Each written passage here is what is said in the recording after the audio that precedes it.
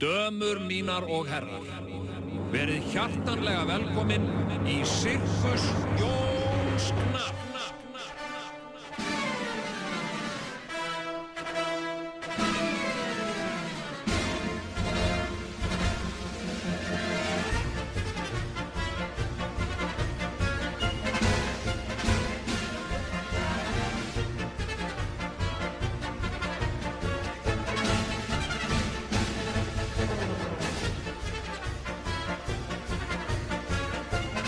Já, komið hjartanlega sæl og blessuð, og fyrir þá sem að voru að koma að viðtækjunum núna, þá eru þið að hlusta á þáttinn Sirkus Jóns Gnarr, sem ég, og mér til hals og traust er Doddi litli. Já, ætlarðu að nota styttinguna Sirkus? Velkomin í Sirkus. Nei, ég ætlaði reyndar ekki að gera það, sko. Velkomin, Nei, þú detta bara strax í það í annarri setningu í þættinu. Já, ég var með að skrifa sem topic, sko, þannig ég, já, sorry, en já, verið velkomin. Þetta er svona tilrauna þáttur, þetta er fyrsti þátturinn, og þetta fyrsti tilrauna þátturinn í ákveðnum tilrauna þætti, sko, tvíhöfð er komin, og ég ætlaði reyndar, sko... Tvíhöfði er liðin tíð?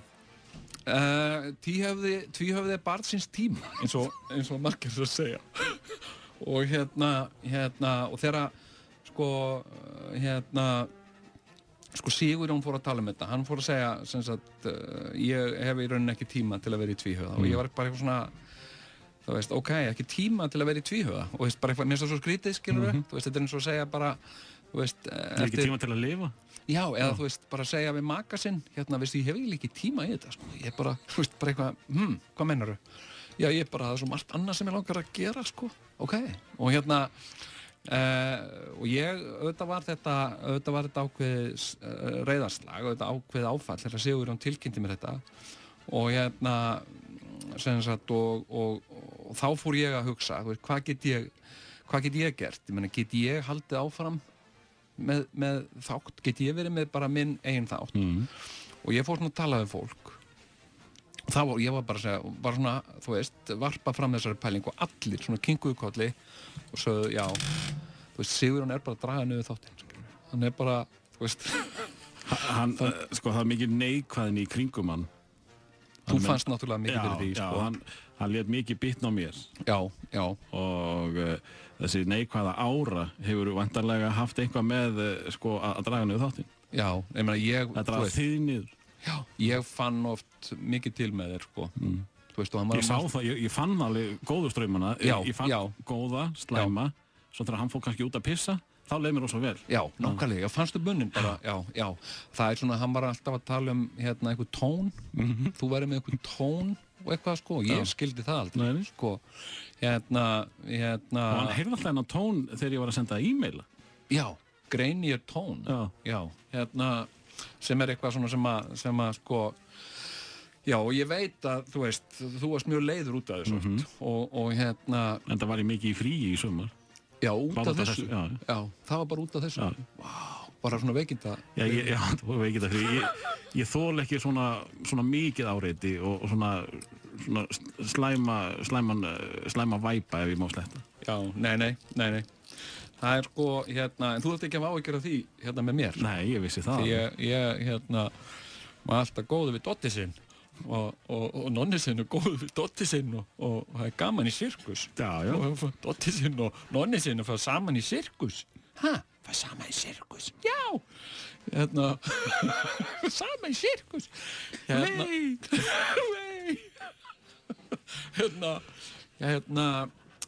Sko, ég hef nú búin að velta þessu mikið fyrir mér, sko, hvað eitt að kalla þetta og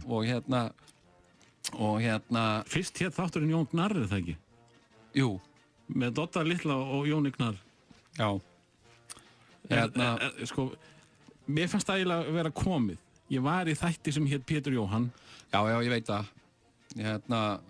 Sko, já, jú. Fyrst var ég að hugsa, sko, fyrsta sem ég datt í hug, að því að þetta væri svona millibils, að því að stefnan er að við Sigurjón verðum síðan aftur saman. Ef hann lagast í skapinu. Hann lagast í skapinu. Er það? Já, hann verður, sko, að því að ég hugsa, nú sko sannreynist þetta fornkveðna, að enginn veit hvað átt hefur fyrir mistök. Og og þegar að Sigurjón er einhvers staðar, þú veist, í sínu, hvað sem hann er að gera, ég veit ekki hvað hann er að gera, bara eitthvað í sínum eigin heimi, og fólk er að bara, hvað er svona gaman? Æ, ég var að hlusta á Sirkus Jóns Gnarr, það var svo skemmtilegt, og alveg frábært. Og þá segir hann, já, ég var nú einu sinni í þessum þætti, og eitthvað svona, skilurðu, og þá fer hann að hugsa allt sem hann hefur mist, sko. Og þá, og við veit að páskana, þá byrjar tvíhöfði aftur. Ég veit að, þú veist, og það verður líka, skilurðu, til að fagna, frelsaranum, skilurðu, upprisu frelsarans. Sigurjón? Já, páskarnir. Páskarnir eru... Til að fagna Sigurjóni? Hvað segirðu? Til að fagna Sigurjóni? Nei, páskana. Þú veist, það verður líka, skilurðu, upprisa frelsarans. Tvíhöfða? Já. Já. Skilurðu, að því að tvíhöfði líka svona ákveðin frelsari. Skilurðu, það er einhvern veginn svo, passar svo vel tímasett, sko. Þannig að þú var strax búin að henda út gulrótinni. Ef þið hlustið á mig í nokkra mánuði, þá fáið þið tvíhöfði. Nei, það er náttúrulega hluti af því, skilurðu. Og það er náttúrulega líka bara það sem að, þú veist, stjórnendur hér skoða, skilurðu. Þeir skoða bara hlustun, skilurðu. Og þeir eru að segja, já, býtu, Sirkus Jóns Gnarr, hann er bara ekki að fá mikla hlustun, sko. Og hann vil, sem sagt, fá Sigurjón aftur og byrja aftur þarna. Já, er það nokkuð snuðut? Nei, sleppa því. Og þannig að ef það er mikil hlustun og ef fólk hjálpast að við að hlusta og tala nú ef það er hringt í það, sem sagt, frá einhverju Gallup eða einhverju svona sem er að gera könnun á hlustun. Alltaf segja og hlustir á hlusta alltaf á Sirkus Jóns Gnarr, alveg frábært þáttur, þó það hafa aldrei heyrt hann, skilurðu. Og allt í lagi að svona deila því, þú veist, láta fólku vita ef það er hringt í því, endilega bara segðu því þá kemur tvíhöfði. En ég er, þú veist, ég er búin að hugsa þetta mjög mikið og velta þessu fyrir mér. Leggja mikla vinnu í þennan þá. Já, ég er búin að leggja mjög mikla vinnu í þetta og svona undirbúning og ég, vinn alveg rosalega, ég hef svona ákveðið verklag þegar ég er að undirbúa verkefni, sem sagt, þá ger ég oft ekkert á daginn, að því einhvern veginn nenni því ekki eða bara finn mig ekki einhvern veginn í það. En svo, kvöldin, þá finnst mér gott að liggja andvaka og nóttunni og hugsa það. Að því að ég hef frestað því að gera það daginn. Sem sagt, þá fer ég oft til legst á kottan og hugsa, ég hef nú kannski átt að skrifa þetta niður þarna, kannski á seint að gera það núna, nei, ég stekk fram og skrifa það niður og færi fram og skrifa niður og svo er ég oft að gera þetta alveg til kannski 5 á nóttunni, rölta fram og skrifa niður einhverja punta og mér finnst alveg rosalega, ég bara þannig gerður, eins og bara við öll kannski.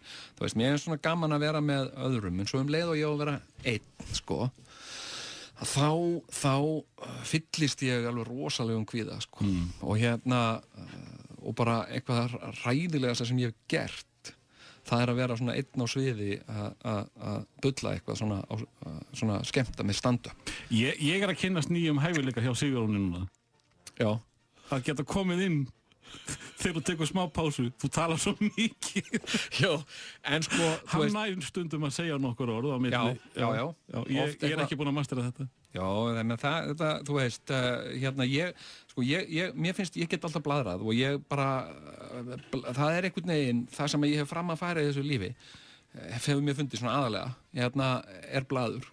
Blaður út í eitt og ég hef alltaf búið að þessu þegar ég var að vinna á þessum hæfileika. Já, þegar ég var að vinna í ömurlegum vinnum, skilurðu, sem ég hef unnið nóg af ömurlegum vinnum, þá notaði ég þetta í pásum, sem sagt bara mjög skilvirt að halda fólki á snakki í vinnuskúrnum og halda sérstaklega verkstjóranum á snakki og láta hann gleyma sér í einhverju sögu. Þannig að þá lengdist pásan eða kaffitíminn eða matatíminn og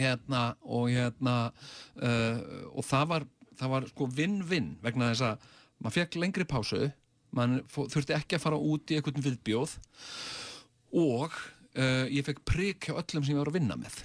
Sem sagt að ég var... Þú helst þeim eftir líka? Já. Skilurðu, það fengu allir pásu. Enda ertu mjög vel liðinn í vinnum. Já. Ég... Þú ert ekki svo duglegasti? Nei. Allan ekki í kúkavinnunum, sko? Nei, þú veist, nei, stundum, sko, ég reyndi náttúrulega bara, markvisst að koma mér undan vinnu, sko, finna mér einhverjar afsakanir, eða fá að skipta vinnu, finna eitthvað skemmtilegra, sko. En eins og gott dæmi, þegar við vorum að undirbúa þennan þátt. Já. Þá fékk ég það verkefni að búa til einhvers konar hljóðmynd. Já. Og ég var byrjaður á því, búin að gera þó nokkuð slatta. Já. Þegar þú kemur bara daginn fyrir mót og segir, ég ætla að láta hann hitta sirkus og ég vil vera með svona sirkusljóð. Sem að mér fannst leiðilegt, en yfirmaður þinn, Frans, honum fannst það frábært. Já. Hann var mjög ánægður með það. Já, honum fannst það, þetta bara góð hugmynd. Já. Nei, veistu, og ég menna þetta líka bara eitthvað, skiluru, þú veist, þegar ég var borgarstjóri, þá tók ég alltaf þátt í gleðigöngunni og var í einhverju svona ákveðnu hlutverki hverri göngu. Og svo í þar síðustu göngunni minni þá var semst búið ákveð, þetta náttúrulega tekur heilmikinn tíma, skilur, að búa til svona búning og skipuleggja þetta allt saman og ég sem sagt var búin að ákveða að ég ætlaði að vera Leia prinsessa og það var búið að leggja mig mikla vinnu í það að gera Leiu prinsessu búning fyrir mig og þetta heldur ekkert, skiluru, þú veist, sem eitthvað auðvelt þegar þú ert svona stjórnmálamaður, svona í leiðtoghlutverki að láta gera Leiu prinsessubúning fyrir því, þannig að það kostar smá pening, það er ekki mikið, en það er nóg til þess að fólk sér ofsjónum yfir því og röflar. Þetta sker eitthvað að viti, þetta sem á sig, kvenmannsföt og eitthvað svona. Svo bara morguninn, sem sagt, gönguna og þá hafði ég líka hlutverk, skilu, að ég þurfti að starta Reykjavíkurmaraþoni. Já. Og þá var ég að lesa í fréttunum Pussy Riot og þá breytti ég. Þú skiptir bara á síðustu stundu? Klukkan 10 morgun eftir ég var búin að starta Reykjavíkurmaraþoni þá hringdi ég í fólki og sagði, ég hættu við Leia prinsessa. Og var það búið að búa til búning handaður prinsessubúning? Já, það var búið að gera allt, sko, og allt var sett á annan endan og það gerðist eitt sem að reyndar, þú veist, ég ætti náttúrulega einhver tíman að skrifa bók bara nákvæmlega þetta tímabil og það var nú einhverju rætt það við mig að hverju skrifar ekki bók þetta, það er svo margt að segja frá, jú, en ég get alveg hendin einni sögu sem sagt, þá þurfti að redda, sko, gera borða Fyrir hvað? Fyrir hvað? Pussy Riot. Já. Og til að hengja fram á vagnina því að það var búið að henda út öllu Star Wars logoinu sem einhverjir voru búin að vanda sér rosa mikið við að gera. Og hvað sko, þú ákveður þetta klukkan 10 rúmlega, hvenær hefst gangan aftur? 2? Já, ok. En þarna bara, sem sagt, vann fólk alveg á fullu og allir tóku höndum saman. Jæja, og það var ákveðið að gera borða, svona tauborða sem á stæði Pussy Riot. Bara eitthvað áfram Pussy Riot eða eitthvað, ég man ekki hvað það var og þetta var svona tauborði sem átti síðan að hefta framan á vagnin sem var síðan gert, þetta var sem sagt sett á svona stórt fundarborð í Ráðhúsinu og svo voru teiknaðar, þú veist, útlínurnar af stöfunum og svo var einhver sem að fór ofan í þetta með túspenna, svörtum túspenna til þess að fylla í. Jæja, og þetta sem sagt fundarherbergi, það sem alveg rosalega margir, og þú veist, ég ætti nú rauninni ekki að segja frá þessu, sko, því að þú veist, Morgunblaðið gæti krafið eitthvað, sko, en þetta er samt skemmtileg saga, þannig alltaf að segja frá þessu. Og þetta er svona risastórt fundaborð síðan þegar við tökum lakið af og erum að fara að drífa okkur út með það til þess að hefta það fast þarna við vagninn, þá uppgötum við að svörti túspenliturinn hefur farið í gegnum og í borplötuna og og það náttúrulega stokkið til og keypti eitthvað svona túseyðir og einhver fer í að pússa þetta og það næst að þrífa burtu stafina að mestu leyti fyrir utan, það stendur hérna skýrum stöfum á borðinu Pussy og og það eins og einhver hafi vandað sig rosalega vel við að skrifa bara, þú veist, meterstóra stafi á fundaborðið, Pussy. Þetta var bara eins og graff, sko. Og þetta sem sagt var þarna á borðinu, það tók náttúrulega langan tíma að bara finna leiðir til að þrífa þetta af. En þetta var, og þarna voru haldnir miklir hitafundir stundum, skilurðu, alls konar mikilvæg mál. En það var bara sett svona kaffikönnur og piparkökudiskar og svona yfir þetta til þess að leyna þess þannig að þú sást ekki þegar það var tekið að borðinu þá skein þetta svo augljóslega við Pussy en sko já ég hef svona verið að Akkur fór þetta ekki út? Akkur komist blöðin ekki í þetta? Þetta var bara þú veist, þetta var bara hreinsað upp sko, þú veist, það er sko þetta er of held ég of bara svona skemmtilegt og sérstakt til þess að fjölmiðlar kannski hafa mikið áhuga á þessu en þeir eru meira fyrir eitthvað svona árfjórðungsuppgjör Reykjavíkurborgar bara leiðindi nei en sko nú þetta var útúrdúr en við ætluðum að tala um sirkus og sem sagt sko já ég var að hugsa þannig upp Einhöfði sem væri eitthvað svona tímabundið þangað til Tvíhöfði kæmi aftur og svo fór ég Jón Gnarr bara Jón Gnarr og eitthvað svona og að því að vera einn og það er svona þú veist það er sami brandarinn að því að fólki finnst gaman að segja sama brandarann og strax og ég hef fyrir að gera þetta þá fara allir að segja sko já, hvað þetta var Gnarrenburg 2 og það er svona sami brandarinn og ég held ég sé búin að nota hann tvís hvað sér þú? Ég held að ég sé búin að nota hann tvís ég er allir búin að segja þetta er góðu brandari, skilur hann er bara, góð vísar aldrei of oft kveðin hvað Gnarrenburg og jú, eitthvað svona en þú veist, ég hef það er alveg, skilur það er ákveðin skelfing hjá mér að vera sko einn það er andvaka og kvíði og þess vegna hætti ég þessu stand-up dóti, ég bara gat þetta ekki sko og og svona, þú veist þarna svona eftir á þegar þetta var svona búið, þú búin að vera svona sviði og allir eru farnir og svona það var mesta einmannakennd sem ég á ævinu upplifað sko, bara en og síðan sko hafa verið svona misvellukkaða tilraunir hjá mér til þess að vera einn sko en sko ég fór að hugsa sagt, hvað hefur svona staðið hjarta mínu næst sko og svona hvað finnst mér svona skemmtilegt í þessu lífi þú veist fyrir utan hákarla og endurvinna matarafganga það er sirkus mér finnst sirkus alveg ótrúlega skemmtilegt fyrirbæri bara alveg síðan og sást hann Billy Smart já, síðan horfði hann í sjónvarpinu og þegar ég hef verið í útlöndum til dæmis á ferðalagi í einhver staðar í Hollandi eða Bandaríkjunum eða eitthvað og það er sirkus, þá fer ég á það mér finnst bara alveg ótrúlega gaman að fara í sirkus og mér finnst sko og líka, þú veist, horfa á þú veist, ég færði á Cirque du Soleil sko og horft á myndir og lesi bækur sirkusa og hvernig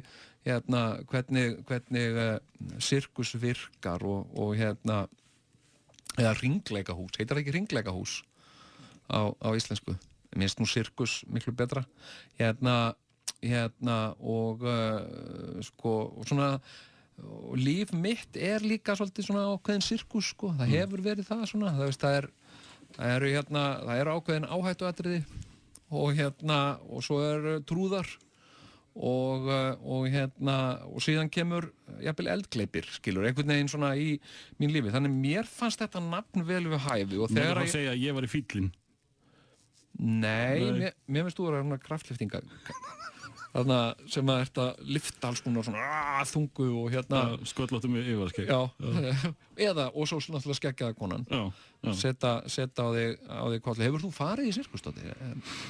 Já, held ég bara á Mallorca eða eitthvað 7 ára eða eitthvað svoleiðis. Já, var ekki gaman? Rosa gaman. Já, rosa gaman. Þetta er eitthvað alveg trublað, sko. Og jafnvel að fara, sko, á glataðan sirkus, það gaman að því að stemningin er líka svo frábær, sko. Þannig að og ég svona hugsaðan þátt svolítið svona fá þarna svona mitt tækifæri til þess að blaðra fyrir vikuna. Þá get ég sleppt í að blaðra og þvaðra til dæmis á Facebook sem ég geri mikið af, sko. Og og svona bara svona fara yfir svona kannski það sem að ég hef verið að pæla í þá vikuna og svona það sem að mér finnst athyglisvert og merkilegt og við höfum náttúrulega unnið saman áður og þannig að sko við finnum eitthvað svona sniðugt til að gera margt sem að mig langar að spurja þig út í, sko. En skulum geyma það. Segðu okkur, sko, það allan að nýtt í þessum sirkus Jónsgnar að þú ert að fá gesti. Já, einmitt, sko, ég verð náttúrulega að gera það, skilur. Ég bara verð að vera með gesti og allt í lagi að segja fólki það, sko, og líka sem sagt hugsanlegum gestum framtíðarinnar að ég er alveg ofboðslega slæmur spirit. Ég það alveg gríðarlega slæmur og alltaf þegar ég hef verið þeirra aðstöðu að vera að taka viðtal við fólk, þú veist, þá fólkið sjálft oft svona ekki alveg sátt, sko, að því að, sem sagt, eða svona ekki kannski alveg sátt, það er oft svolítið ringlað bara. Og síðan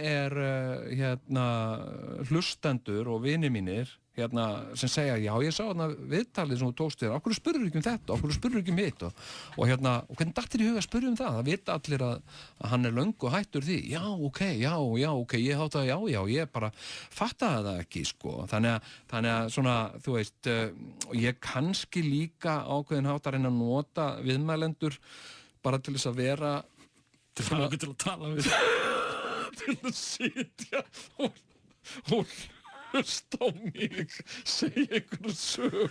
En ég ætla að fara að setja lagafónin, Jón, og það er sem sagt Ágústa Eva sem er fyrsti gestur. Hún Ágústa Eva Erlendsdóttir. Já.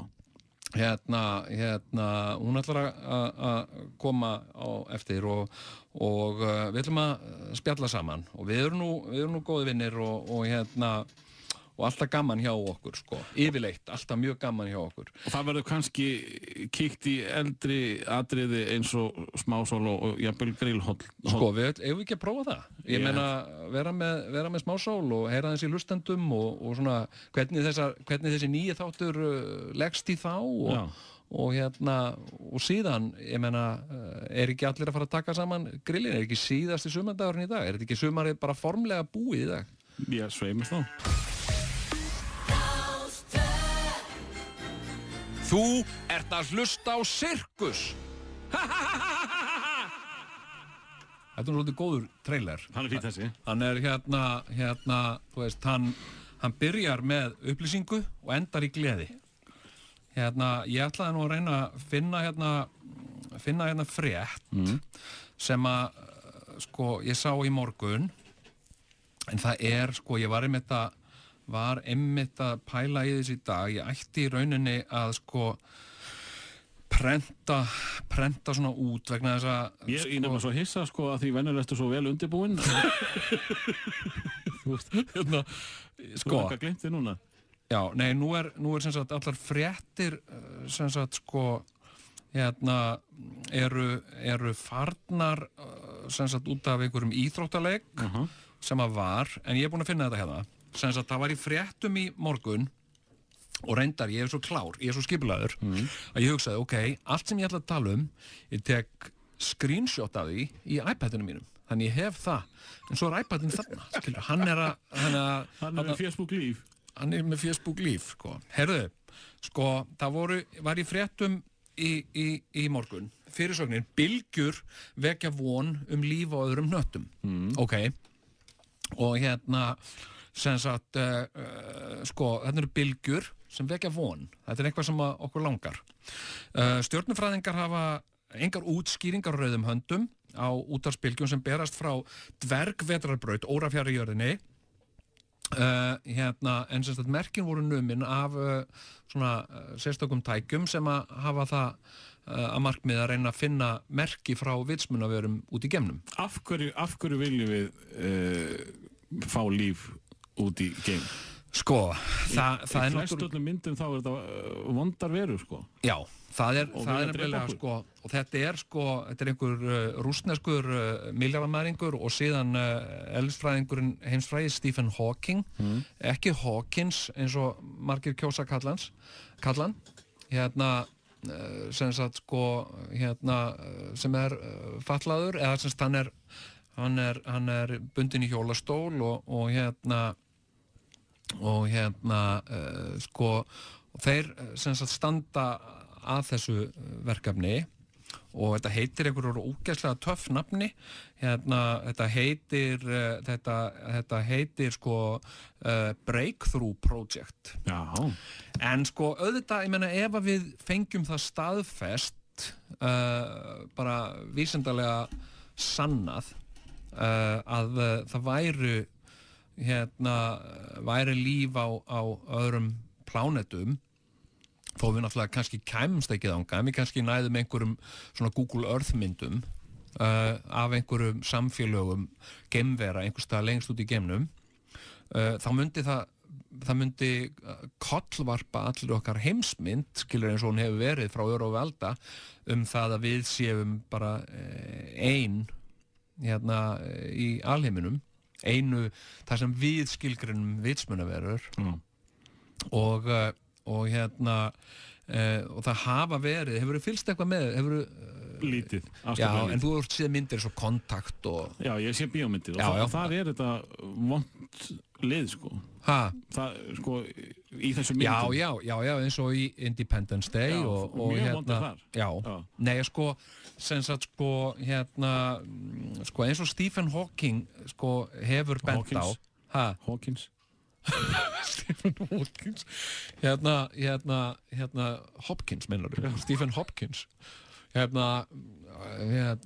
nei, sko hann hefur bent á að þetta gæti verið neikvætt ef að svona kvikindi kæmu til jarðarinnar og það gætu mjög líklega fyllt í alls konar hættur til dæmis bara það að svona sko kvikindi getu sko mjög auðveldlega borið með sér sko sjúkdóma sem að sko við erum sem sagt ekki með ónæmi fyrir einhverja svona nýja sjúkdóma og ég meina það hefur gerst sko sko þegar Evrópubúar fluttu til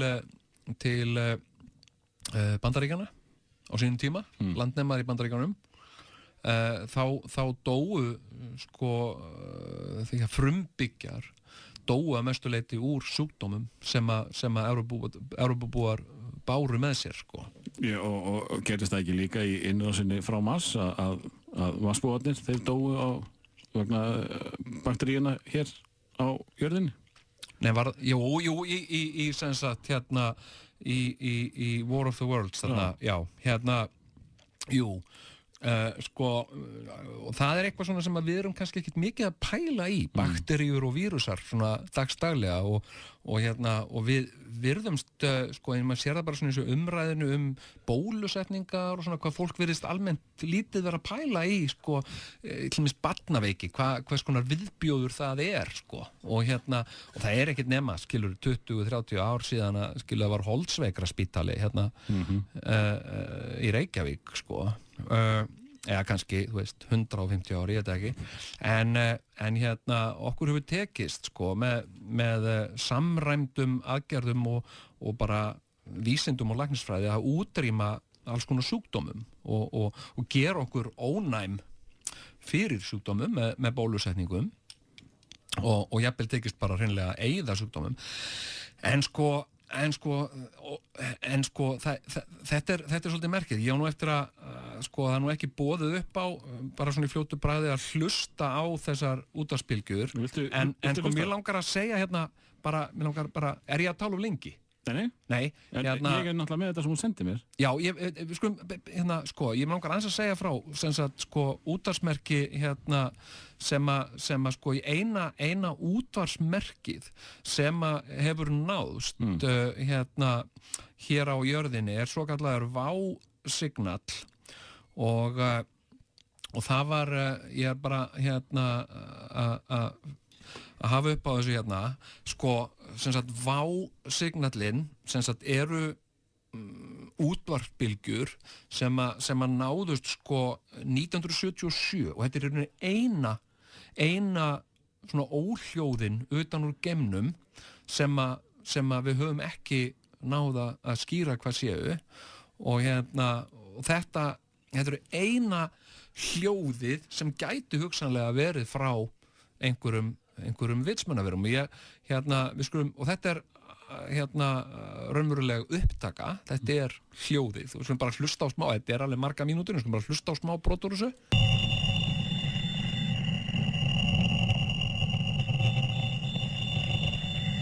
Þetta að spilast? Já.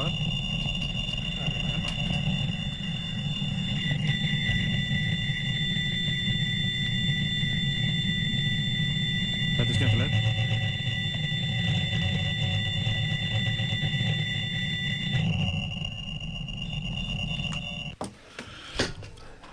Já, þetta meir og minna bara svona sem sagt hvað þetta gæti verið, ég meina við bara höfum ekki hugmynd það. Þetta gæti verið hljóð sem að risastórt farartæki gameskip að senda frá sér gæti verið það og það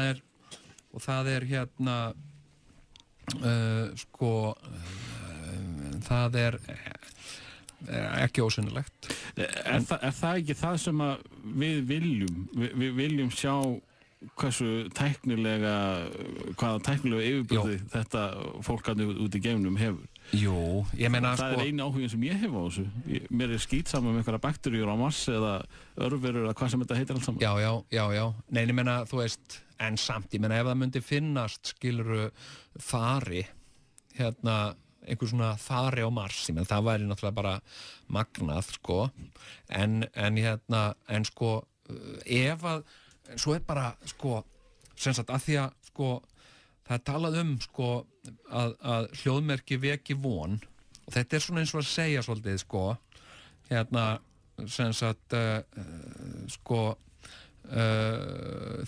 sem sagt það að sjá sem sagt þýskan kafbát sem í stríðinu sjá þýskan kafbát út á Reykjanesi vekur vonum að nasistar hafi hugsanlega áhuga á því að hertaka Ísland skilur, þetta svolítið þannig maður svona, býtu hvernig meinar við vekur von, eða þú veist, á hverju notar þetta orðalag og því að geimveru, eftir því sem ég kemst næst þá væri það ef að geimverur eða vitsmunaverur sem sagt frá annarri plánetu kæmu til jarðarinnar þá væri það ekki neitt sérstaklega endilega góðar fréttir fyrir okkur ég held ekki sem sagt þær væru mjög líklega bara að koma vegna sem vantaði eitthvað það yfirleitt ástæðan fyrir því að verur fara eitthvað sem sagt sko ljón lappar ekki til sebrahestana til að sjá hvernig þeir hafa það eða sem sagt hvernig stemningin skilur, hann reynir að hann vantar eitthvað, yfirleitt eitthvað að éta. Af hverju erum við þá alltaf að senda út einhver bítlalög og eitthvað svoleiðis út í geiminn til að, vonandi einhver geimvera til að... Jú, af því að þetta líka, þú veist, þetta heillandi. Við erum vinalegur heimur. Þetta heillandi, en hugsaðu þér bara, til dæmis eins og bara við, að því við erum að tala vitsmunalíf, ef við förum að velta því fyrir okkur, sko, hvað vitsmunalíf? Við teljum sem sagt flestar lífverur vera vitsmunaverur. Og og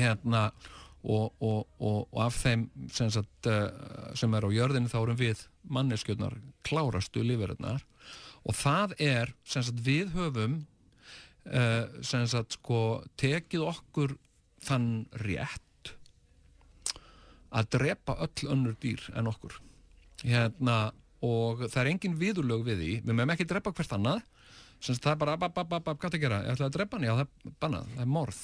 Ok, og af hverju það? Að því hann sama tegund og þú? Þá er bara að drepa hann hest? Já, en þú mátt drepa hann hest hérna? Já, ok, og af hverju, en hver munurinn á því? Ég meina, hann svona lífvera og hann og lítið fólald og hann svona hoppa og hoppa og skoppa í góðu veðri og svona, af hverju má ég þó drepa hann? Það að því hann ekki eins klár og þú. Já, sem þú má drepa alla sem eru ekki eins klárir og þú, nema hvali, af því að þeir eru hugsanlega frekar klárir, sko. Og til dæmis ástæðan fyrir því að, sem margir segja, skilur, við eigum ekki að drepa höfrunga, að þeir eru svo gáðir.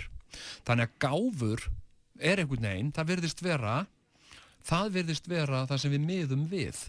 Að sem sagt, og nú fólk til dæmis að það verið að vinna því að friða alla mannapa apa sem eru skyldur okkur eins og simpansar og górillur og svona og ég held að það sé verið að gera þetta bara hjá Sameinuðu þjóðunum að sem sagt að það verði sem sagt það í rauninni mannréttenda sáttmáli apa og ég meina það kemur að því bara eftir nokkur ára hann verður kynntur og þá verður bannað að drepa górillur og simpansa og það verður bannað að gera vísindalegar tilraunir á þeim eða prófa snirtivörur og augunum á þeim og svona og ástæðan fyrir því svo að sem sagt þessar dýrategundir eru svo skyldar okkur og þær eru líka svo gáðar en sem sagt við réttlætum það að pynta og drepa og éta bara hreinlega, bara sem sagt drepa og éta önnur dýr að þau eru vittlausar en við. Það er ástæðan fyrir okkur öllum sem sagt, þú veist, það ekkert mála að drepa kind að því hún er svo vittlaus, skilur. Og við vitum alveg að kindur hafa tilfinningar, það eiga lömb og þeim mist vænt lömbin sín, við sjáum það, þú veist, ef hundur ríkur að rolluhópi, að þá verja rollurnar lömbin sín, að þeim finnst vænt það eins og okkur finnst vænt börn, við myndum gera það sama fyrir börnin okkar, ef hundur alltaf ráðast á börnina myndum við verja þau.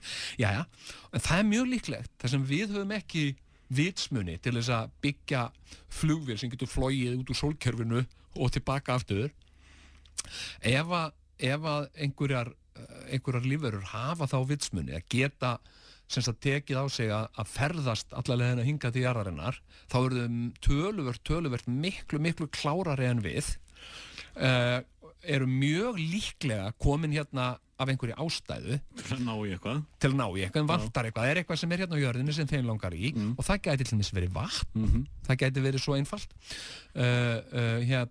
og kannski fyrir þeim erum við eins og bara rollur eru fyrir okkur, skilurðu þeim finnst við ekki vera á sama plani af því að þau eru klárar en við og þar að leiðandi sem sagt gildir mannréttindasáttmáli Sameinuðu þjóðanna gildir ekkit fyrir þeim, það kannski aldrei heyrt hann sko og þannig að þú veist, ef ég fengi fréttur það að bara sem sagt að sést hefði risastórt geimfar á leiðin til jarðarinnar þá væri ég svona doomsday prepper sko. Ég myndi bara fara að preppa mig og grafa neðan byrgi og þú veist ég er hræddur sko. Þannig að ég skil ekki alveg hvað hvaða von eins og þú segir, bara eins og myndirnar eru bara Independence Day og svona, menn þetta eru mjög raunsæjar myndir. Rástvö. Komdu og hringdu hér í smásálina, komdu hérna vinur minn, já. Hringdu hérna vinur minn í smásálin, hringdu hérna vinur minn í smásálin. Já, komið sæl og blessu hlustendur góðir og fyrir ykkur sem að voruð að koma að viðtækjunum þá það að hlusta á þáttinn Sirkus Jóns Gnarr og við ætlum að opna núna fyrir smásálina. Við ætlum að heyra í ykkur hlustendum hvað ykkur liggur á hjarta og ég vil minna á það að þessi þáttur sendur út á Tvíhöfða síðu Facebook Tvíhöfða síðu Facebook Tvíhöfða? Nei, hvernig? Já, Facebook síðu Tvíhöfða. Og núna höfum við líka gert það verkum að hægt að hlusta á smásálina á Facebook Live. Þátturinn sendur út beint, þannig að ef fólk vill kíkja í stúdíó og sjá svona hvernig þetta gerist allt saman á bakvið tjöldin þá endilega að skrá sig inn á facebook.com fara á Tvíhöfði og já og þar ættu nú að standa Facebook Live einhver staðar og þið ættu að sjá það en það spurning hvort að séu einhverjir hlustendur á línunni. Þetta náttúrulega fyrsti þátturinn af Sirkus Jóns Gnarr og nú bara að sjá góðan dag. Já, blessa. Já, er það sjálfur yfirkennarinn? Já, hvað segir maður? Já, við segjum nú bara fjári fínt, fyrsti þáttur og svona eitthvað. Já, mér finnst þetta negla, sko. Mér finnst þetta algjör negla, sko. Jáhá. Það bara búið að vera alveg áttgeðslega gaman að hlusta á þetta maður. Vá, maður pælir með geimverur maður. Já, ertu svolítið mikið að pæli þeim? Já, ég bara, þú veist, sko, þegar ég búið að tala með þetta og mér finnst ég bara einhvern hent út í geim, sko, mér er bara eins og ég væri, sko, ég bara atriðina í Interstellar maður, en hann var bara í sko, eitthvað 7. eða 8. víddinni, sko, mér finnst það geðveikt, sko, mér finnst það bara svona ligna aftur augunum maður og bara svona, það er bara einhvern veginn pæla í þessu geimveruliði, sko, þetta alveg. En mér finnst sko rosa góð orka í þættinum maður. Já, takk fyrir það. Þetta alveg svaka fínt, sko, fín chemistry, sko. Þetta alveg og svona gott flæði og svona og bara og ég er búin að hugsa þetta, sko, ég bara, sko, hefur ekki Sigurjón bara verið eitthvað að draga henni niður, sko. Nei, ég myndi nú ekki segja það. Nei, það svona, veist, mér er svo mikið hlátur og gleði og svona, sko, og bara, mér finnst það bara líka, sko, hlátur smitar, sko. Já. En þá mæntalega það hefur verið gaman að hafa Sigurjón með og hann er náttúrulega stór þáttur í Tvíhöfðanum. Já, mér finnst þetta, sko, og líka þetta nafn, sko, bara, þú veist, sirkus, þetta bara svona, þú veist, þetta bara svona, þú veist, mér finnst ég bara vera í sirkus, sko. Já. Mér finnst ég bara, sko, þú veist, bara standa bara þarna og bara vera að horfa á, sko, á bara einhver ótrúlega atriði, sko, einhver bara svona loftfimleika og ljónatemjara og bara mér sé þetta svona ljóslifandi fyrir mér, sko, því að ég náði einhvern veginn að draga upp einhver svona hljóðmynd, sko, líka hann í svo tónlist og svona bara, ég var bara, maður, þetta er bara æðislegt, sko, og líka bara svona, þú veist, að ég er svona í svona ákveðinni sjálfsvinnu, sko. Ég er svona að taka mig í gegn og Já. Ég er búin að vera hlátujóga og bara svona að reyna að nota hláturjóga Já, ertu eitthvað að vinna með það í dag? Já, ég bara, þú veist, þetta bara ótrúlegt, ég bara, ég hlusta, ég fer, þetta einu sinni í viku alltaf á miðvikudögum, og þetta bara, þú veist, kellingar, sem að hittast, á Glæsibæ, og bara svona, þú veist, hlæja saman og eins sem stjórnar, og ég að mæta þarna, og mér finnst þetta bara svo ógeðslega gaman, og svo ég bara fann að gera þetta, ég fann að nota hláturjóga, bara, heima hjá mér og bara, þú veist, og ég bara að nota þetta, þú veist, ég að hlusta, ég að lesa, þú veist, einhverja fréttir og hlusta á fréttir og svo ég bara að hlæja þessu, skilur. Er hægt að gera þetta bara einn og sjálfur heima hjá þessu? Ég geri það bara. Já. Ég bara hlæja og hlæja, skilur, ég bara kveiki á fréttunum og það bara eitthvað, þú veist, eitthvað, þú veist, einhverja umulega fréttir, ég bara svona skekkilega þessu, og ég bara, og meira að segja, fólkið þeim býrinn á móti mér í stíðaganginn, þau komin á bankuð hjá mér, og bara spyrir hvort það sé lægi, og ég segi, já, þetta er hláturjóga. Ég bara hlæja út bara frústrasjón, bara þetta, veist, hvað er þetta að gera hana? Ekki, þú veist, bara, þú fylgist með þessu að gerast í þessu samfélagi, og bara, einhvern veginn, bara, þú veist, það bara, þú veist, allt á öðrum endanum. Jú. Þú veist, alþingi stjórnlaust, landið bara svona, maður hefur bara tilfengur, landið sé bara reynilega sökva, og bara þetta banka rugl og bara þetta framkvæmdir hefur pælt í þessu. Já. Þessu bara þetta geðbílun hann í bæmaður.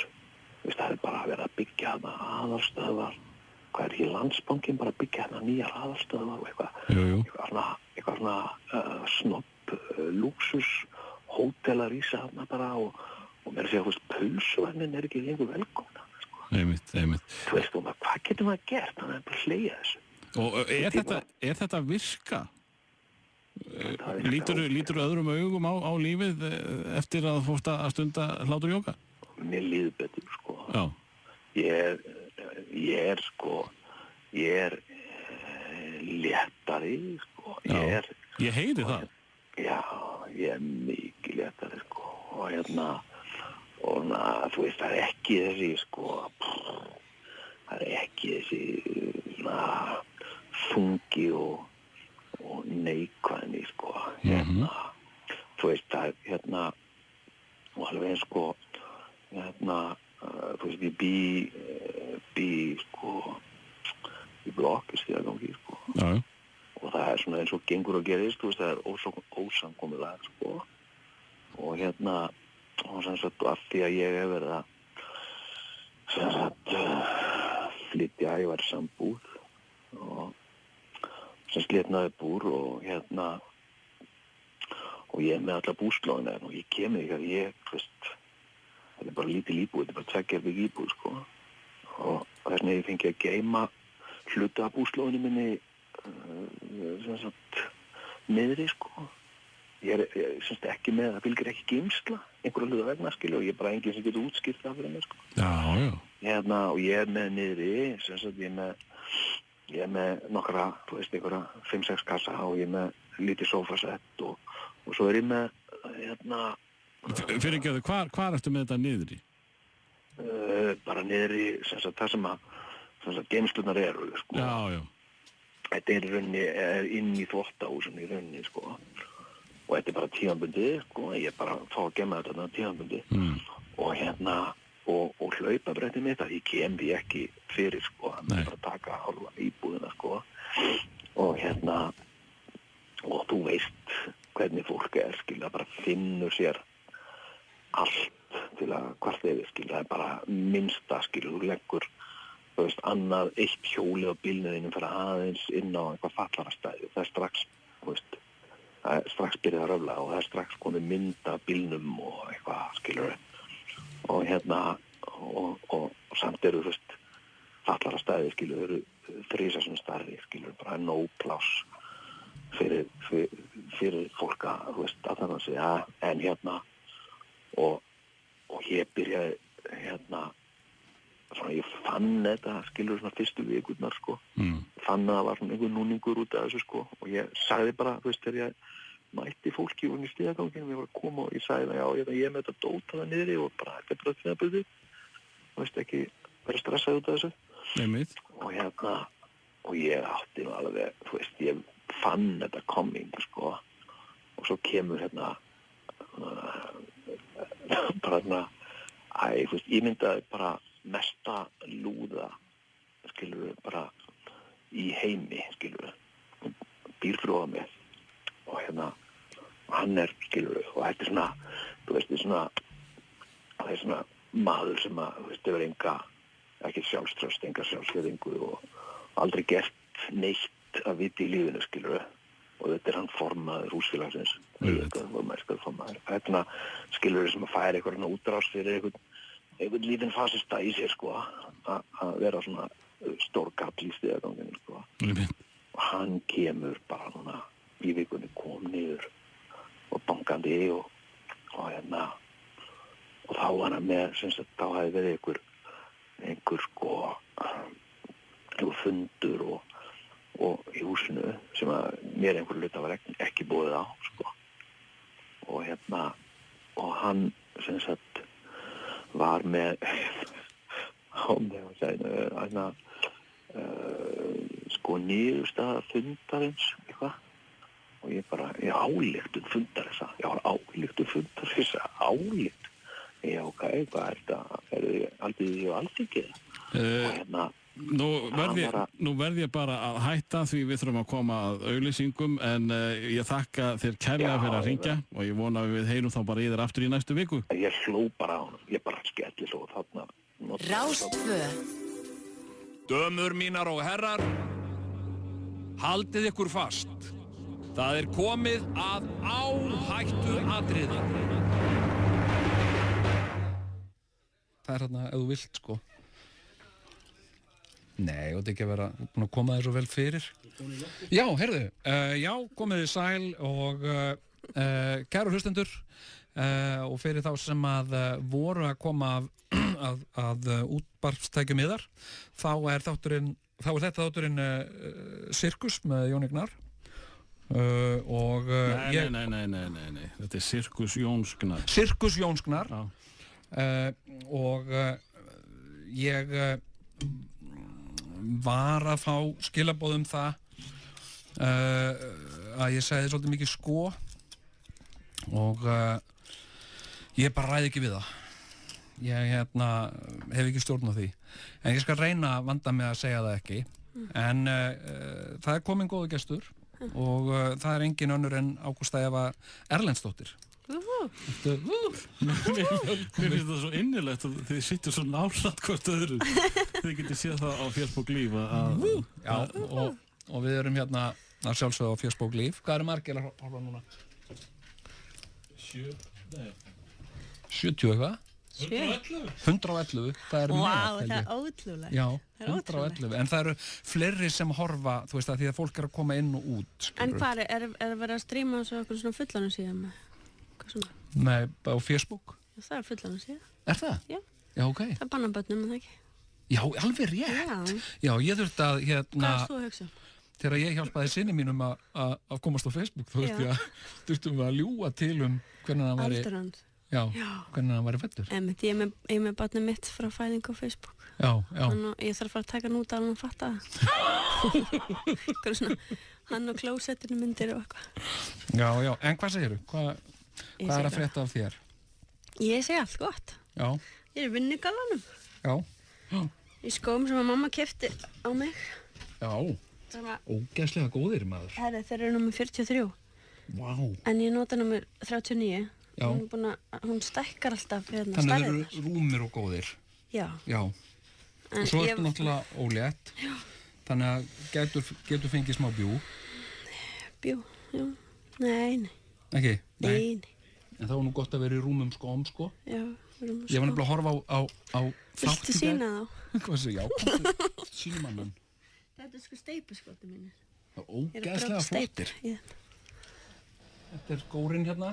Já, en þeir eru sem sagt alltaf stóri á mig. Mamma kaupar alltaf stórt á mig. En sko ég var að horfa á Fyrir þá sem eru ekki að fylgjast með þá var hann að sýna skóin í Facebook Líf. Já, og þetta eftir svona hvetja fólk til þess að stilla á Facebook Líf.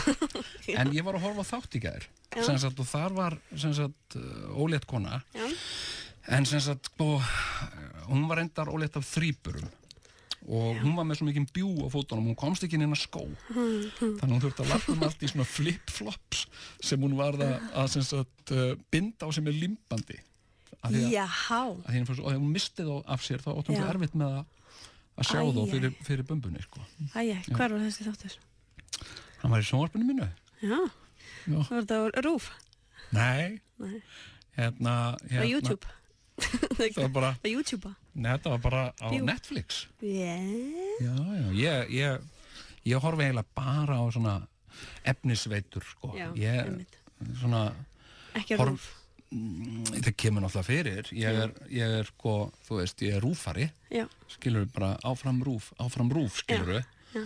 Og ég misti að var þáttur í gær menningu. Já. Ég misti á honum, en ég hef heyrt góða hlutum hann. Íslenska menningu? Hæ? Íslenska menningu? Já. Og en svona, þetta eru þættir sem að heita This Is Us, sem ég var að horfa á. Hefurðu séð þá? Nei. Það eru fínir þættir, sko. Þetta er svona saga svona venjulegt fólk. Svona... Venjuleg vandamáli svo bjú og... Teipa sér póka. Já, með, þú veist, það er svona, þú veist, það er að berjast, það er að takast á við þessa hluti sem við erum að takast á. Það eru, þú veist, það eru samskipti og sambönd og offita. Hegðun og vandamál. Þetta er Bandaríkin, eða ekki? Þetta er Bandaríkin, já. Þeir eru náttúrulega venjulegt fólk í Bandaríkan er bara alltaf óvenjulegt, sko. Alltaf mjög skrítið. Alltaf með hegðun og vandamál. Já, eins og Shameless á að vera svona einhverja svona venjulega bandaríska fjölskyldu. Svona sofa í pappakossum og þeir eru á full til að opna hegðuna. En sko, ég vissi ekki að þú ert komin 7 mánuði á leið og þú ert að keyra hérna til mín alla leiðin úr Hveragerði. Er það ekki? Já.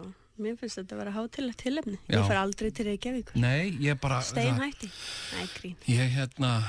Já, en ég meina... En mér finnst þetta í alveg að vera hátilegt tilefni. Takk fyrir það. Velkomin heim, segir nú bara. Já, takk fyrir það. Ótrúlega, ég og örugglega bara all þjóðum búin að sakna hann mjög mikið. Já, er það? Hefur þjóðin að tala um það? Já. Hvað er gott að heyra það? Ég veit það. Það er alltaf, þú veist, það er alltaf gott að láta sakna sín. Það er það bara. Já, það er bara búið að vera alltaf lengi. Fólk er bara búin að horfa kann alla, þættina utana. Já. Það er ennþá bara. Það er bara stanslaust. Já. Hvað að horfa á? Já. Setjum bara fósbræðri. Já, nákvæmlega. Hvað horfa á þetta? Nei, ekki orðið þetta er leðilegt. En þetta er leðilegt. Já, en fósbræður? Fósbræður, já. Það er ekki leiðilegt. Alltaf að horfa á það. Það er alltaf skemmtilegt. Alltaf að horfa á það einu sinni enn.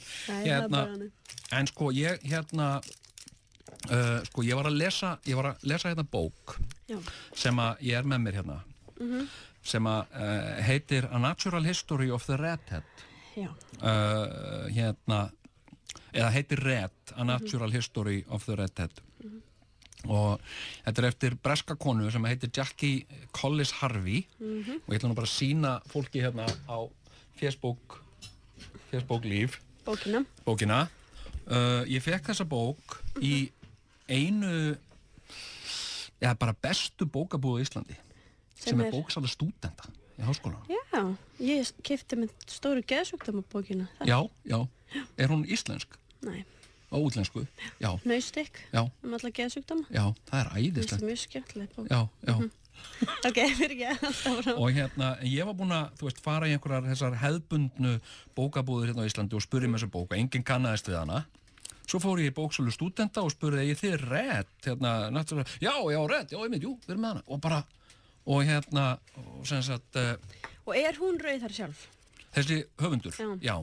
ég sko búin að hafa samband við hana vegna þess að ég mjög hrifinn af þessari bók vegna þess að hún svona tekur saman sko sögu rauða hársins í menningarlegu, líffræðilegu og sögulegu ljósi og og svona að benda á ýmislegt sem mjög athyglisvert En hvernig þessi strúktúr búin að vera í gegnum aldirnar?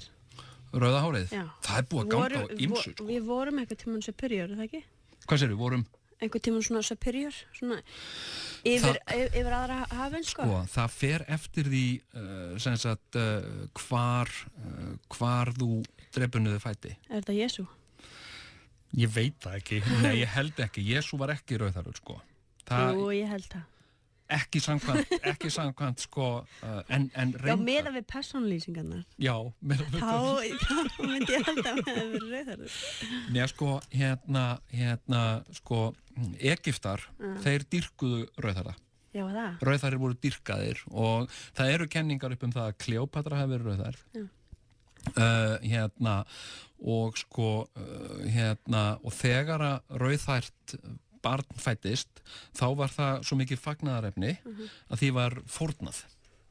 Nei. Jú, alveg bara því var sko, það fór beint í guðana sko. Já. Þetta var og svo sko rautt hár er til dæmis Ég fæ alveg illt í magan og segir þetta. Já, þetta nefnilega Ég sko, með barn í magan. Já, ég ekki að segja svona maður ekki að segja svona maður verður að passa sig þú veist hvað maður segir við konur sem ganga með barni. Já, og svo líka kannski einhver rauðhærð barn að hlusta. Já, en ok, en þetta var í Egyptalandi, skilur við, fyrir bara 5.000 árum með eitthvað, mjög langt síðan þetta var.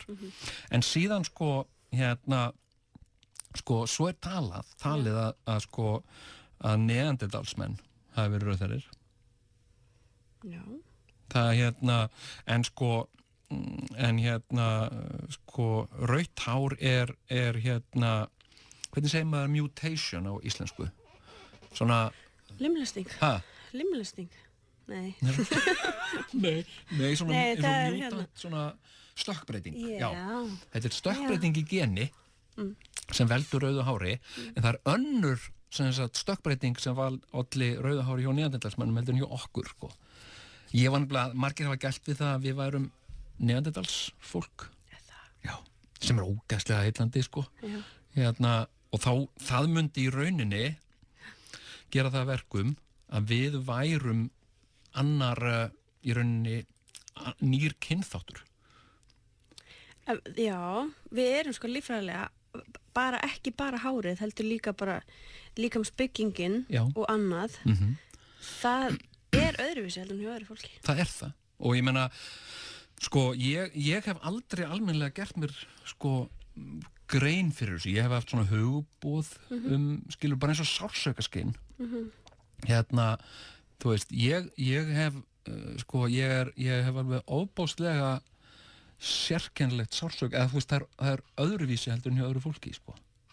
Ég finn öðruvísi til og Finnur meira til? Já, ég held ég finni meira til og sárar sko sko og ég man eftir að ég fór til tannlæknis þegar ég var einhvað 12 ára eitthvað svo leiðis og hann var að taka mig tönn og var að deyfa mig og svona og ég fann svo mikið til og ég grenjaði bara og grenjaði og hann sagði þú átti ekki að finna neitt til og þú ert þá bara með viðkvæmara sársaukaskinn heldur en aðrir sagði hann eitthvað svona og ég fór hugsað eftir á hvað ef ég með meira sársaukaskinn það sem að öðrum finnst allt í lagi kannski finnst mér það ekki í lagi sko. Nei, ég beit minn tannlækni. Já, ég alveg talað? Já, ég bara beit hann fast í puttan. Já. Það því þú fannst svo til? Já. Það var bara að meiða mig. Já. Nei, menn þetta er sko og þetta er eitt af því sem að er staðfest vísindalega. Sársauka þröskuldurinn.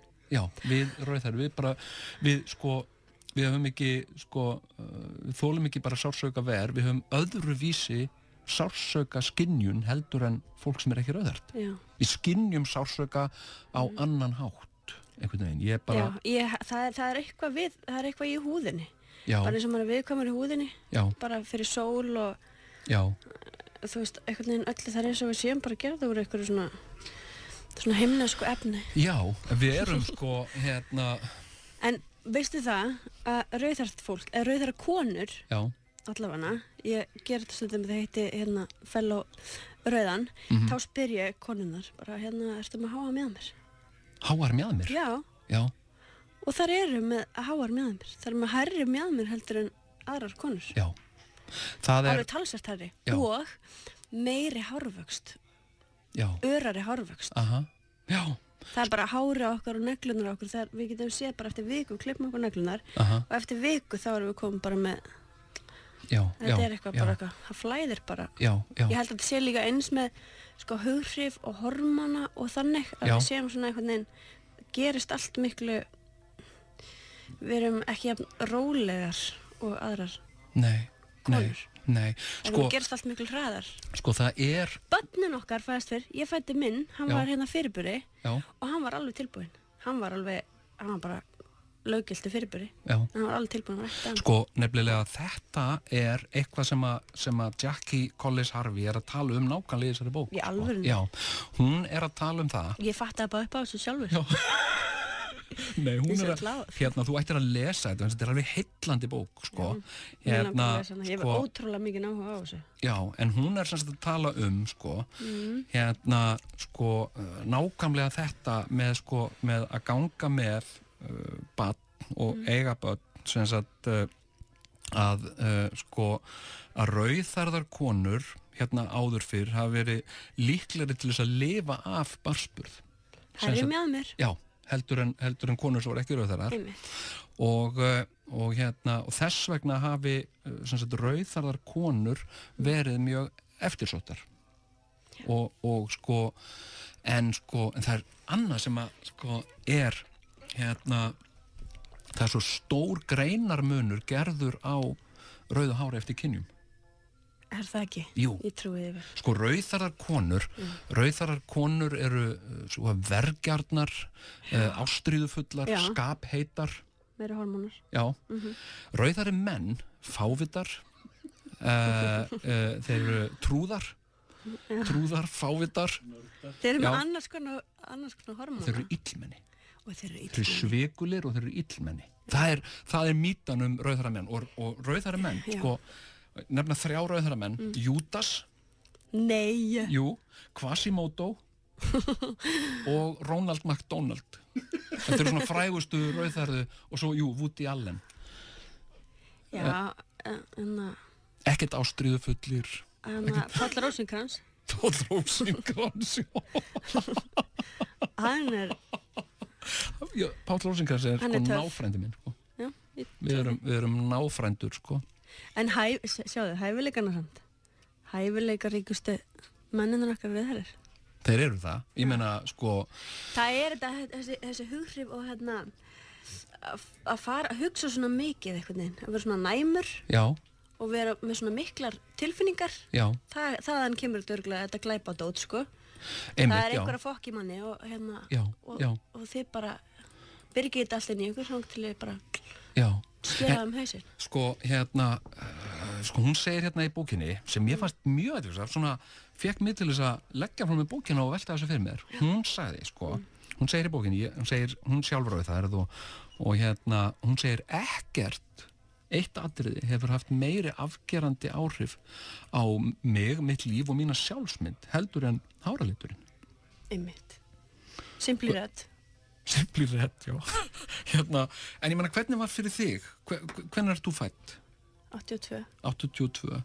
Og sem sagt, hvernig var fyrir þig að vera krakki, rauðhærður krakki? Sko, ég ólst upp í litlu samfélagi og þær eru bara allir í venjulegum fötum. Það er enginn að keppast við eitthvað tísku drast, sko. Allir kaupa bara í strax. Þetta er í strax. Strax? Heitir ekki það? Nei, það var sko farið kannski 2 ári á útsölur Hagkaup. Já. Keypti eitthvað svona snjóþögni gallar eða eitthvað. Og svo var það bara tuski í Hveragerði. Já. Þú veist. Það voru bara allir í eins tuskafötum, skítsama. Já. Og svo var ég líka ótrúlega mikið með bara stelpunum í húsinu við hliðina.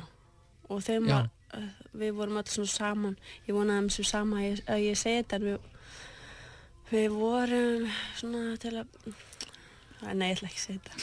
Hvað sér þú? Svona jöðrum við að vera bæjarfíbl, en við vorum bara... Rauðhærð? Já, ég var eina sem var rauðhærð, sko, bróður minn ljóshærður, alveg með þetta. Hann var alveg eldur. Já, ok. Ljóshærður með bláu, tanned. Já. En hann var svona eins og týpur minn, þannig að ég var svona, hei, ég er með fimmboga, það var allt svona skugginn hans. Já. En allavega þá fann ég ekkert svo mikið fyrir því einhvern veginn að vera öðruvísi, nema sko, þú veist, mér fannst alveg stórmerkilegt þegar einmitt Simply Red og þetta kom í sjónvarpið, því að bara hann rauður og hann syngja. Já. Mér fannst þetta stórmerkilegt. Já, ég sko... Og ég var bara, einin í stofu að dansa við það, en ég myndi ekki eitthvað fara eitthvað, hey, Simply Red. Nei, nákvæmlega. Þetta, sko, ég fekk nákvæmlega þess sömu tilfinningu, sko, Hvernig komst hann í sjónvarpið? Nákvæmlega. Hann með rautt hár, án gríns. Ég sá þetta, sko, ég var að horfa á, sko, þú veist, eitthvað sjónvarpið og ég var bara, þú veist, ég var 12 ára eða eitthvað. Þá kom Sex Pistols, sem svo Johnny Rotten, hann var rauðharður og með gleraugu. En hann var líka skelfilega ljótur. En hann var samt á svið, hann var að syngja. Ég veit, en hann var bara eitthvað erkigimp. Já, en ég held að ekkert hafi haft hann var ekki til að hefja okkur upp.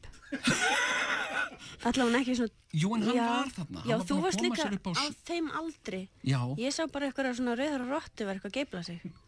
Já, jú, ég meina svo komst ég að því, skilur, hann er bara bjáni og en allt í lagi, en hann var rauðharður, hann var svona fyrirmynd, skilur, ég áttaði mig á því að, sem sagt, sko, rauðharðir mega líka, sem sagt, vera með, þeir mega fara upp á svið og gera eitthvað, sko, og mér finnst þetta mjög merkilegt, sko. Þetta er mjög merkilegt. Já.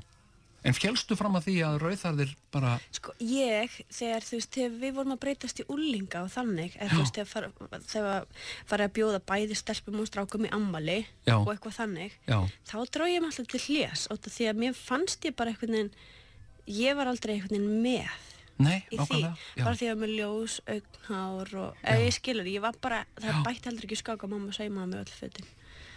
Ég var bara rosalega hallarslegt barn. En ég var svona einhvern veginn á milli, en það gaf mér samt líka svona frelsi til að gangast ekki upp með einhver forréttindi að ég var með ljóst hár og í Hello Kitty peysu.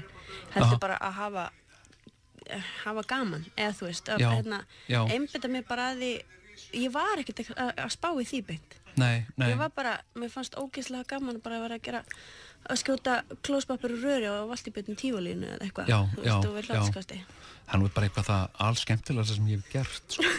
Gerðu þú það líka? Að skjóta svona, tyggja klósettpapír og skjóta þau röri. Mér finnst þetta stórkvæmt. Mér finnst ég væri eins og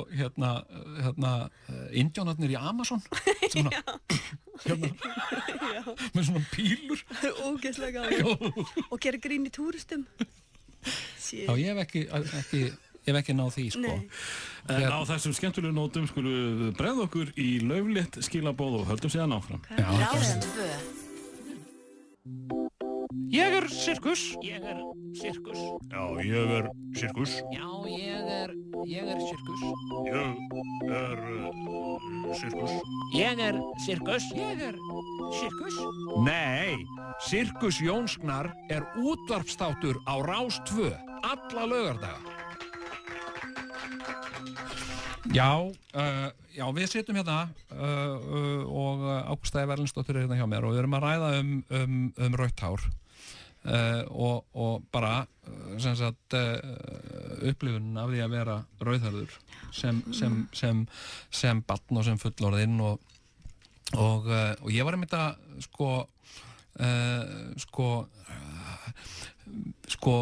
eins og þú varst að tala um, Simply Red. Menna, hann er bara þarna, hann er ekki bara rauðharður, hann er líka með krullað hár. Já. Og hann er bara að syngja þarna og allir er bara eitthvað, heyra, hann er frábær. Já, og hann er líka ekki, hann var að syngja svona einhver jam tónlist. Það var svona eitthvað svona, hann var að dansa bara eins og hann kynna að dansa og eitthvað. Já. Og maður bara, má þetta? Svona pínu salsa, bara eitthvað rugli. Og og síðan hafa verið sko, já, en eins og vorum að segja, sko, afstaðan til rauðs hárs hefur breyst mjög mikið. Það er ekki sama að vera rauðhærður krakki í dag eins og það var. Menn það var bara, gat verið bara ömurlegt. Eins og í fjölskyldunni minni, veist þegar ég var krakki, það var alltaf að tala hvað hárað með að vera ljótt. Bara ég ólst upp við þetta. Nei, hættu. Jú, bara að sjá hárið á drengnum. Og já, segðu og þetta var alltaf svona segðu, já, hann er með svo ljótt rautt hár, hann er ekki með sko, það er tilfallegt rautt hár en Jón er ekki með það hann er með svona appelsínugult hár já, ég var sko með gullitað hár það var alltaf bara, þú ert svo heppin að vera svona ljósrauðar, það er miklu betra en að vera svona dökkrauðar, það er ekki jafn áberandi og það er sko ákveðin sko goggunarrauð innan rauðara ég man nefnilega eftir því sko að það var strákur sem byrjaði í skólanum þegar ég var í 12 ára þegar ég var í Fossvogsskóla og ég var, held ég, einn af fáum rauðarðu sem sagt og við okkur rauðarðu strákonum var alltaf svona strýtt, þú veist, það var alltaf fararna frá Rauðskalli Brennivínsson þetta var bara svona dagstaglegt, skilur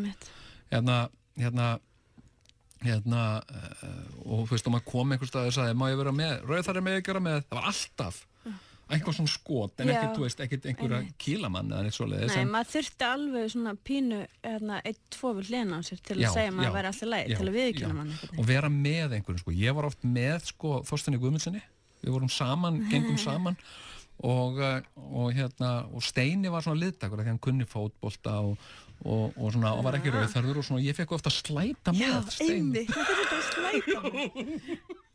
en sko svo byrjaði strákur í ég minnum í 11 ára bekk sem var ljósrauðhærður og hann alveg fyrsta daginn bara fyrsta skóladaginn þá sagði hann drullaði frá Rauðskalli Brennivínsson sagði hann við mig og ég var bara býtu við erum við ekki saman í liði eða þú veist ég hugsaði en þá fattaði ég setna sko hann var hann var ofar en ég í goggunarröðinni því að ég var með ljós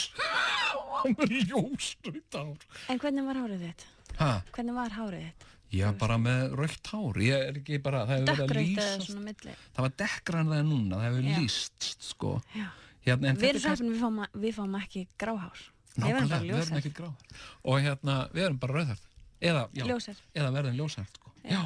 en sko en kannski það, veist, og þetta er ákveðin goggunarröð innan en það sem ég ætlaði að segja var það að ég og þú sem sagt við höfum verið á sama hátt og Simply Red og Sex Pistols og fleiri voru fyrirmyndir frá okkur þá höfum við verið ákveðna fyrirmyndir fyrir rauðarum, þannig að við tvö höfum lagt okkar að mörkum við að laga þetta, bara með því að gera það sem við höfum verið að gera sko.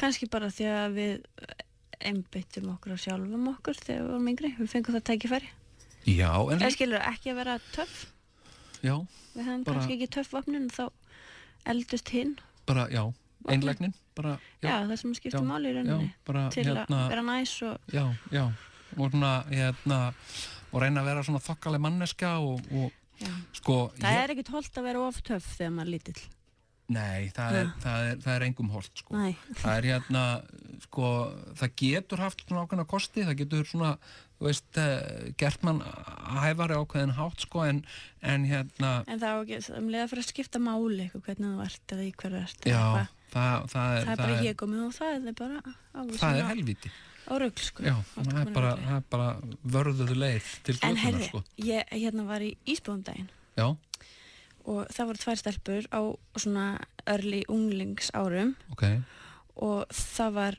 önnur bara svona alveg eftir bókinni bara eins og Ferodís og svo var hinn, hún var ekki eftir bókinni Ferodís hún var svolítið mikið í hináttina en hún var með svona rosalega mikið rautt hár og krullar og mjög áberandi og mjög sítt og ég heyrði þær vera að spjalla saman og þá var sko hún komin ofur í goggunarröðina heldur en Ferodísin innan gæsleppa og hún var að tala sko að fólk bara gæti ekki látið hann í friði af því hún er svo flott hár það er bara allir alltaf að tala hára á mér ég geti þetta ekki og bara hún er alltaf að hanga þetta er svona flott hár og þetta var bara vesen. Já. En ég meina, þú veist, rautt hár er svona... Þetta er búið snúast svo mikið við. Já, þetta er orðið svona tískudæmi, sko. Og ég var til að tala við, sko, konu daginn sem að rauðhærð, og hún var að segja, sko, hún er jaggömmul og ég, og hún var að segja, sko, Lína Langsokkur bjargaði lífi mínu. Hún bjargaði æsku minni bara. Var hún rauðhærð? Af því að Lína, var rauðhærð og hún bara gæti sagt, veist, Lína er rauðhærð. Þannig að það er allt í lagi að vera rauðhærður. Og ég reyndar, sko, áður en Johnny Rotten var, veistu hver var svona fyrirmyndin mín af rauðhærða? Og ég fattaði þetta bara þegar ég var að tala við hana. Ég bara hef ekki, sko, fyrirmyndin mín, þegar ég var krakki, svona rauðhærða fyrirmyndin mín, var Laura Ingalls í Húsinu sléttunni. Nei, í alvöru tala. Ég dyrkaði Loru og Laura var svona, þú veist, hún hafði bein í nefinu, hún var alltaf heiðarleg og vildi alltaf gera rétt og svona. Og hún var svolítið mikið mín fyrirmynd, sko. Þannig að... Mér fannst þú svo vælin. Sko, hún var tilfinningarík eins og ég, sko. Svona hrifnæm.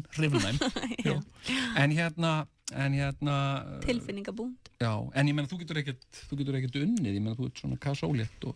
Ég? Já, þú ert ekkert að gefa út neina plötu eða neitt svoleiðis, þú ert ekkert að taka upp eða... Jú. Hvað ertu með einhverja feitabólu fordóma? Nei. Jú, ég er að gera... Tölum núna hvað feitt fólk er frábært. Hvað segirðu? Þau eru búin að hafa núna 45 mínútur að tala um ræði þar það. Já. Eigðum við síðasta korterinu í feita og fallega fólkið. Já. Eða plötuna bara. Sko, óléttar konur eru náttúrulega ekki feitar beint, sko. Það er samt feita bollur. Já, svona... Ég var að horfa á fósbræður daginn og þeir notuðu svo mikið orðið feitabolla bara við alla, saman hvort þú eru feitir eða ekki. Mér finnst það svo stórkostlega. Ég var hérna endurvekja þetta, fór að veitingastæða með frænka minni daginn og hún hafði þjónin kallaði mig hérna feitabólu við þjónin, baða mig ná í vatnanda feitabólunum og hann gaf þetta alveg. Já, en mér finnst þetta svo stórkostlegt orð. Það er svona krútlegt, en ég menna samt er sko, það er orðið svona meiningar sko hvað má segja sem sagt óléttar konur, eins og bara þú veist, já, þú ert ófrísk, ég er bara mjög frísk, já, fyrirgefðu, og margir vil ekki segja bumba, má ekki segja bumba, nei, þú veist, maður er alveg bara svona... En með þessa snerti þörf á bumbuna, hvað segir þú þegar einhver kemur, þetta ólétt, fitabolla, fitabolla minn, og fer beint í bumbuna? Sko, ég er ekkert viðkvæm fyrir því, nema það var mjög fyndið. Daginn, þá mætti ég einhverju konu í búð og hún var svolítið í glasi og hún svona labbaði að mér svona eins og hún var afgreiðslukona og svo kom hún svona við bumbuna á mér og svo svona hæ og svo kom hún aftur við bumbuna á mér og svo ekki, hvað segir þið? Og ég ekki að fyrir mér fannst það svolítið svona skrítið þá gleymdi hún að kynna sig fyrst, sko en fór bara beint í bumbuna. Já. En ég var það pínuskrítið, en annars er mér alveg sama, sko. En sko, óléttu bumbur eru bara eitthvað fallegast og krútlegast sem til er, sko. En konur eru bara svolítið viðkvæmar fyrir að láta koma við magasvæðið. Já. Og örugglega bara fólk yfir höfuð. Það er svona, þú veist, ég meina, þú veist, ef þú ert svona kall með og einhverju koma við bumbuna. Einhver alltaf eins og strjúka. Sko, ég veit, nonni sonur minn gerði þetta mikið þegar hann var krakki, sko, sérstaklega voru feitvögn í kallminn, þá potaði hann í og sagði, poti í bumbu, sagði af því að ég hafði gert þetta við hann, hún fannst þetta svo ógeðslega fyndið, sko, og og það lagðist ekkit vel í alla, sko. Nei, það gerir það ekki, það er eitthvað viðkvæmuna. Já, það er en sko, en hvað, ert þú að taka upp plötu, segirðu? Já, við erum að gefa út plötu. Já. Hver eru við? Sycamore Tree, sem hann var að spila á þann dætti. Já. Ég veit náttúrulega ekki neitt um tónlist. Nei, ertu hættur? Hæ? Ertu hættur? Það var það bara pöngtímabilið. Það var svona ekki einu sinni það, sko. Ég hafði aldrei gaman að þessari tónlist. Ég hafði bara aðalega gaman að textunum, sko. Já. Var að lesa textana. Og skrifa texta líka. Já, skrifa texta. Ég hata heiminn. Hvað sér þú? Ég hata heiminn. Ég hata heiminn, já. og nei, sko aldrei gaman að þessari tónlist yfirleitt ekki neitt sérstaklega svona ég ekki fyrir tónlist. Nei, akkurat, þú sagði mér ekkert og þú bara eiginlega þolir ekki tónlist, þú bara slekkur á hann. Ég segi ekki að ég þóla hann ekki en mér finnst það svona bara, mér finnst það svona ég kýs að hafa hljóð. Já. En og þú ert búin að vera að spila svona lögin hennar ömmu, þessi gömlu íslensku slagara og syngja. Já, við erum búin að vera sko með 5 tónleika. Já. Og það átti bara að vera einir tónleika fyrst og svo var uppselt og svo heldum við aðra aukatónleika og þá var uppselt og svo aðra aukatónleika og þá var uppselt. Þannig að það er svo mikil eftirspurn. Já. Þannig að við ætlum að bæta við 7. tónleikunum núna, 10. Já.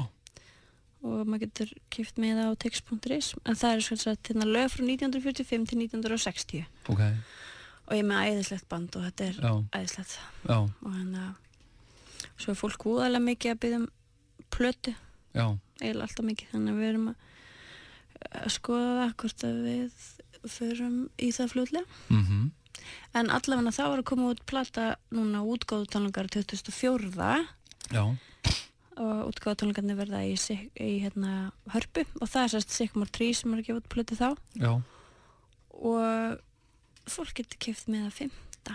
september akkurat allt í nú búið að breytast í eitthvað svona plöggviðtal. Nei, ég bara, þú veist, mér finnst það bara sangjant og líka bara forvinnilegt.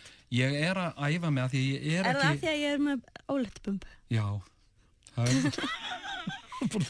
að ég auðmikið að vinna. Nei, já, spennandi og er þetta Elli Vilhjálms og það tímabiliða? Já, en það sem er bara óvart, það er óvart ekkert með Elli Vilhjálms nema Hvíti maður. Já. Þetta er aðalega Helena. Já, Helena Eyjóls. Já. Og alls konar Alfred Klausen og Aukur Mortens og Erla Þorsteins. Já, og er gamla fólki að koma? Er það...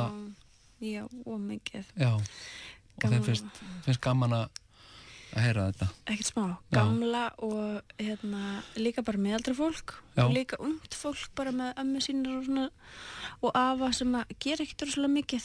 Og einsætt. Já, og meira sem fólk sem hefur bara aldrei heyrt þessu tónlist áður og bara alveg að fíla þetta, þannig að þetta er eitthvað að virka á svo margan hátt. Já. Og yndislegt að tala við fólki eftir tónleikana því að það er bara svona við tárun í augunum. Já, það er yndislegt. Alveg dásamlegt. En sko, já, ég ætlaði, höfum við smá tíma ennþá? Smá tíma, svona 5 mínútur. Hann ætlaði að tala eins með talum enga tónlist. Það er eitt sem að, sko, ég sko, var að veltaði fyrir mér að ræða við, það var hún Áslaug Arna þingkona. Já. Veistu hver hún er? Nei. Hún er ungkona sem er þingmaður eða, já, ég held hún sé þingmaður frekar en varaþingmaður og... Segir maður ekki þingismaður? Hæ? Maður segir þingismaður? Já, hún er þingiskona. Sko, hún sagði það var bardagi og ég var nú bara að hugsa líka því að þú hefur nú verið viðlóðandi svona bardaga íþróttir MMA það var bardagi þarna daginn sem ég man ekki hvað þeir heita það var það ekki boxbardaginn? Jú, boxbardaginn, já Conor og hann já, Conor og svo bara boxarinn sem er bara fertur já, hefur aldrei tapað bardaga og og hann langaði að horfa upp á þetta ofbeldi. Já, er það ekki aðalega neykslaninn? Nákvæmlega. Nei, það er eitthvað annað sem neykslar.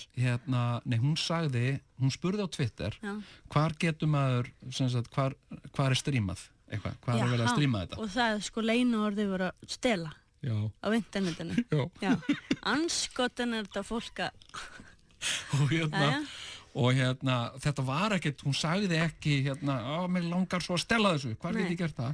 Hún var að opinbera sig sem svona ofbeldismannesku í fyrsta lagi og í öðru lagi stjeluþjóf. Já, og þetta er ekki íþrótt, þetta er ofbeldi.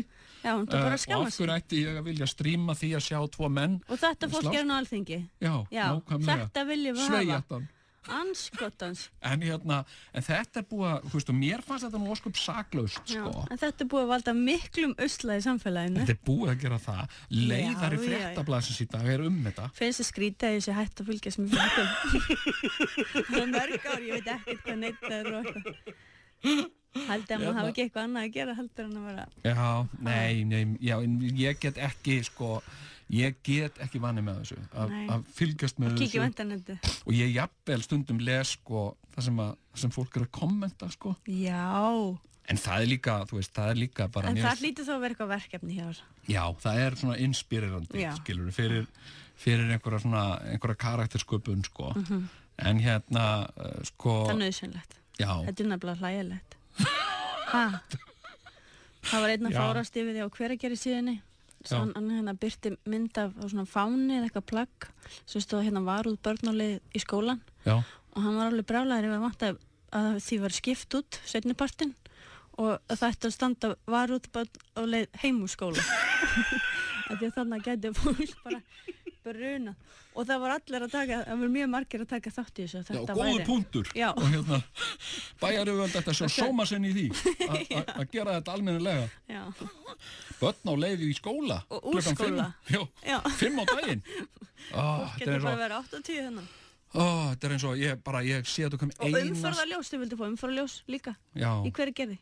Ég sé okkur einasta degi, eða annan hver dag, ég fer í Krónuna eða Bónus og það er einhver unglingur á kassanum. Já. Og og svo er einhver maður undan mér. Já, svo er einhver maður undan mér og þau eru að vanda sig, þau eru búin að fara á eitthvað námskeið, kenna þeim hvernig að gera þetta. Góðan daginn. Góða kvöldið. Já, ég þoli bara þegiðu. Þakkaðu fyrir að þú veist, fólk er kurteist við þig. Já, þetta er svo leiðilegt. Já, góðan daginn. Góða kvöldið. Já, fyrir ekki. Það er svona, það er búið að pota þessi mérst allt til. Ég segi bara... Við þurfum bara að rífa þetta samfélagi stuð. Já, bara meira rauðhært fólk. Er það ekki? Það þarf bara meira rauðhært fólki. Nei. Já. Það er bara meira gleði. Já. Allir glaði. Já. Og líka feitt fólk. Horfur á mig. Þú varst að tala það. En viltu ekki bara þakka fyrir í dag? Herðu, já, ég þakka bara kærlega fyrir. Takk fyrir mig. Já, takk fyrir bjóðum mér heimsókn. Verið þið sæl. Rástvö. Hendun og mig. Hann er svona. Það eru ákveðnar reglur sem þarf að fylgja. Rauðhært fólk hata reglur. Já, við fylgjum ekki reglur. Ég kláraði þennan bara ótrúlega. Þetta var fyrsti? Það var mjög gott. Það var ræðislega. Ég var búin að kvíða svo fyrir það því að hann fyrst bæði svo skrítinn. Að við varum bæði skrítinn. Ég sem fekk pínu ábyrgstund. Er það? Heyrðu það ekki? Jú. Við skiptumst á að taka ábyrgð. Leiðarspjallið. Við skiptumst á að taka ábyrgð. Já. Þannig að sko, mjög gott. Þá ertu búin í dag. Og þið? Nei. Já. Ekki þú? Báðir? Ég er búin. Og nú er sko gulrótin mín þar að fá að fara í IKEA. Já. Ég veit ekki hvort þess að hvað er að skoða rúm. Fór í IKEA þetta er bara til að kaupa teski. Einu teski? Já, en það selja bara svona 10 pakk. Bara 8 stakk teski þar. Ég gat ekki keypt eina. Ég elska bara í IKEA. Ekki ég. Þú hatar búið. Ég elska búið. Já. Þú voru bara að finna. Ég ætti að taka að mér svona þjónustu sem þetta versla fyrir fólk. Leiðist þér að versla? Það er versla fyrir. Já, þetta var geggjuð aukavinna. Ég er búin að sækja vinnu. Hvað heitir þetta? Shopping eitthvað? Shopping assistant eða eitthvað? Nei, það... íþróttastjóri Jónsna. Mér finnst alveg rosa gaman að fara í þessi búðir sem að fólk ekki að fara í eins og